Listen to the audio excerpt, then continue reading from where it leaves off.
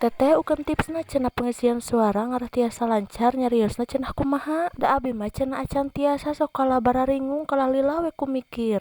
Yeuh teteh, da abi oge sami mikir heula ieu teh bari aktivitas kieu teh ya bari mikir engke teh kudu nyariosna kumaha. Ngan ari abi mah sok dianggap we HP teh ibaratkeun babaturan ngobrol. Sok sanajan ngadengikeun suara sorangan teh mendekot asa araraneh geuningan. Da abi mah cenah teteh isin keneh cenah ngisi suara teh. Yeuh teteh, kupingkeun nya.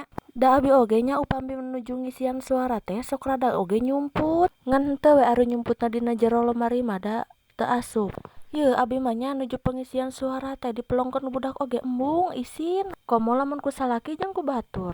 Teuing atuh da duka kumaha nya da hese ngajelaskeunana oge. Nya tapi da wajar we meureun da anyar keneh mah pasti era keneh. Moal meureun engke oge lila-lila mah pastina na ge ngerakeun nu aya. Jeung asa aneh deui nya cing sok aya nu sami teh jiga abi. Lamun video urang ditempo ku salaki geuningan nyahe keur paduduaan ngadenge suara urang geuningan sok kajen keneh nyingkah we da bakat ku era. Padahal meureun nya matak ngonten oge nu nempo teh leuwih ti puluhan, ratusan, bahkan marebuan lamun FYP mah. Keur nyieun video kieu oge tah geuningan meuni hayu we luak lieu ka ditu ka dieu da bisi anu nempokeun geuningan. Nyeta geuningan kikieuan teh neangan sugan we jeung sugan. Nya atuh lamun bisa gajihan siga batur ngahasilkeun alhamdulillah meureun kot sujud syukur. Nya atuh meureun lamun misalkan teu acan aya milikna, sahenteuna we atuh atos berusaha ulah kot nepikeun ka cicing teuing.